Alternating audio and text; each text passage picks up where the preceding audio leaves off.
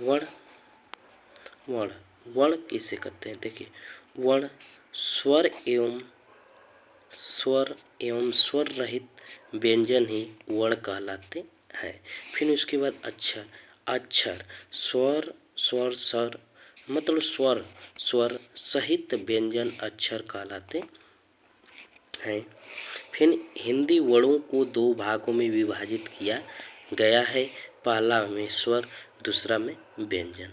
फिर उसके बाद हम स्वर है, तो स्वर उन वर्णों को कहते हैं जिनका उच्चारण स्वतंत्र से होता है, वे व्यंजनों के उच्चारण की सहायता होते हैं। जो हम व्यंजन के उच्चारण में सहायक होते हैं, मतलब स्वर क्या है? व्यंजन का जब हम उच्चारण करते हैं तो उनमें स्वर की सहायता से हम किसी व्यंजन का उच्चारण करते हैं। बिना स्वर से हम किसी व्यंजन का बिना स्वर से हम किसी व्यंजन को नहीं बोल पाते हैं। व्यंजन स्वरों की सहायता से ही व्यंजन को व्यक्त किया जाता है। हिंदी वर्णमाला में स्वरों की संख्या 11 है। देख लीजिए, उदाहरण में बताया गया है अ, आ, छोटी ई, बड़ी ई, छोटाऊ, बड़ाऊ, ऋषि, ए, ऐ, ओ और औ। मतलब ये क्या है? ये हिंदी स्वर जो हिंदी वर्णमाला में ये स्वरों की संख्या 11 है। कोई लोग कहते हैं कि 12 होता है, कोई कहते हैं 13 होता है, लेकिन ये 13 नहीं होते हैं। इनके बारे में जो दो आपको डाउट लग रहा है उससे भी हम बताएंगे। जैसे इसमें देखिए, इसमें हमारा री का दीर्घ रूप री होता है, परंतु यह केवल संस्कृत भाषा में ही प्रयुक्त होता है और हिंदी में केवल इसकी मात्रा ही प्रयुक्त होती है।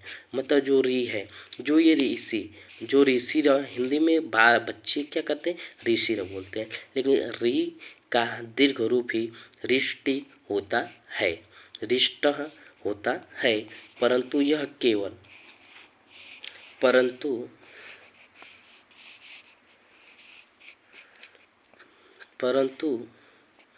यह केवल संस्कृत भाषा में ही प्रयुक्त होता है। हिंदी में केवल इसकी मात्रा ही प्रयुक्त होती है। फिर नोट में आते हैं नीचे, हिंदी भाषा में अंग्रेजी भाषा का आगत स्वर भी है, जो केवल अंग्रेजी भाषा के शब्दों में प्रयोग होता है। जैसे उदाहरण में आ होता है, डॉक्टर होता है, कॉलेज होता है, हॉस्पिटल होता है और आदि होते हैं। लेकिन आपको फिर उसके बाद हम बता रहे हैं स्वरों का वर्गीकरण। जो स्वर हैं तो स्वरों का वर्गीकरण, तो देखिए स्वर का वर्गीकरण निम्न आधारों पर किया जाता है। पहला है कि उत्पत्ति के आधार पर स्वर 2 प्रकार के होते हैं। फिर मात्रा और उच्चारण के आधार पर स्वर 3 प्रकार के होते हैं। ओष्ठ की आकृति के आधार पर जो स्वर होते हैं वो 2 प्रकार के होते हैं। जीवा मतलब जो जीव के आधार पर ये 3 प्रकार के होते हैं। मुखाकृति के आधार पर ये 4 प्रकार के होते हैं। जो मुख द्वारा बोली जाती है उसे मुखाकृति कहते हैं। ये 4 प्रकार के होते हैं। तथा उच्चारण के स्थान पर जब किसी शब्द का उच्चारण के स्थान पर ये 4 प्रकार के होते हैं। और नासिकी जो नाक द्वारा, एक प्राकृतिक द्वारा तथा एक स्वभाव के आधार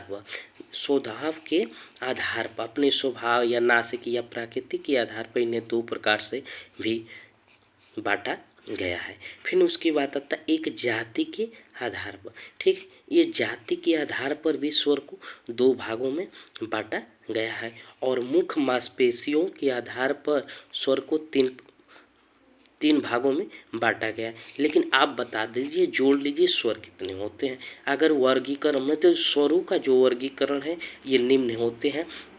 तो पहला 2, 3, 5, 5, 2, 7, 7, 3, 10, 10, 4, 14, 14, 4, 18, 18, 2, 20, 20, 2, 22, 3, ये 25।